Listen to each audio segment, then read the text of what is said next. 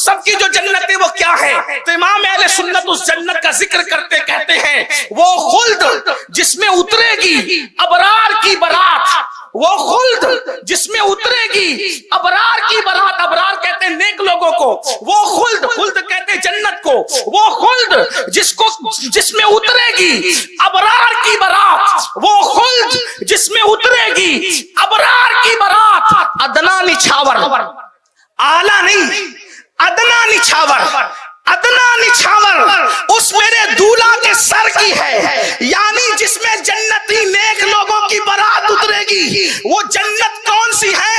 وہ میرے نبی کے سر کا اتارا ہوا صدقہ ہے۔ کیا ہے جنت؟ جس جنت کے لیے لوگ جنگلوں میں چلے کاٹتے ہیں، جس جنت کے لیے لوگ تہجد کی نمازیں پڑھتے ہیں، جس جنت کے لیے لوگ عرفات، منی، مزدلفہ میں جو ہے وہ کھڑے رہتے ہیں، وہ کیا ہے؟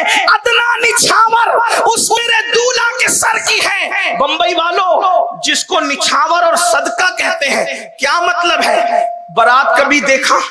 جو برات نکلتی ہے دولہا کے ساتھ، اور جب جو دولہا ہوتا ہے تو دولہا کے سرپرست، دولہا کے بڑے اس کے اوپر سے نچھاور کرتے صدقہ ہے، توجہ، صدقہ۔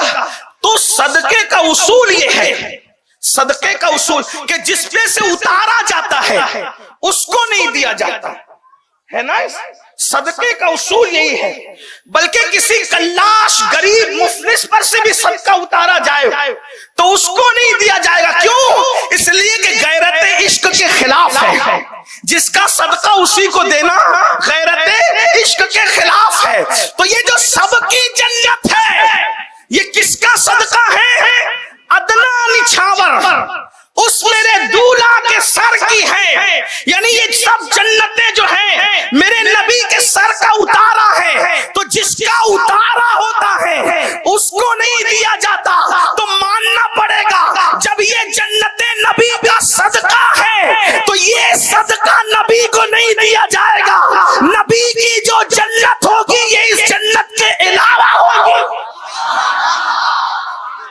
نبی کی جو جنت ہوگی یہ اس جنت کے علاوہ ہوگی۔ اب اس جنت میں نہ حاجی جا سکے گا، نہ نمازی جا سکے گا، نہ شہید جا سکے گا، نہ مجاہد جا سکے گا۔ اگر نماز کی بنیاد پہ کوئی نبی کی جنت میں جانا چاہے انٹری نہیں ہوگی، روزے کی بنیاد پہ نبی کی جنت میں جانا چاہے داخلہ ممنوع ہوگا۔ کیوں؟ اس لیے کہ جس کی اوقات اور حیثیت نہیں اس درجے میں جانے کی وہ جا نہیں سکتا۔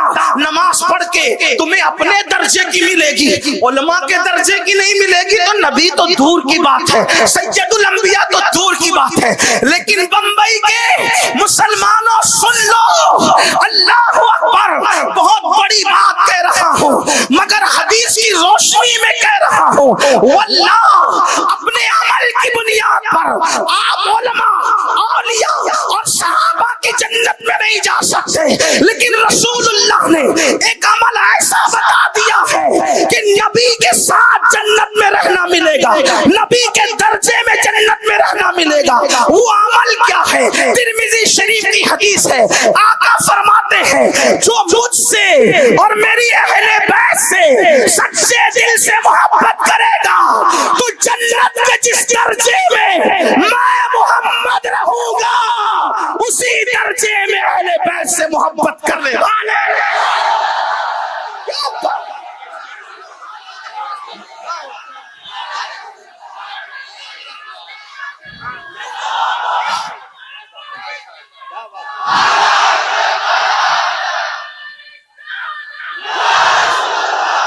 آئیے دوسری حدیث سنیں۔ ایک مرتبہ اللہ کے رسول علیہ السلام سیدہ فاطمہ الزہرا کے حجرے میں تشریف لائے، مولائے کائنات سو رہے تھے، آقا نے فرمایا فاطمہ تم اور میں، یعنی محمد الرسول اللہ، حضور کے بولنے کا انداز انداز دیکھیں. فاطمہ تم اور میں یعنی محمد رسول اللہ, حسن اور حسین, اور یہ جو بندہ سو رہا ہے یعنی علی, ہم 5 تن یعنی 5 تن جنت میں ایک ساتھ رہیں گے, ایک قبے کے نیچے ایک ساتھ رہیں گے. قربان جائیں رسول اللہ کا ساتھ 5 لوگ 4 لوگ اور ہوں گے 5 تن. سیدہ کریم باپ کی کریم شہزادی کو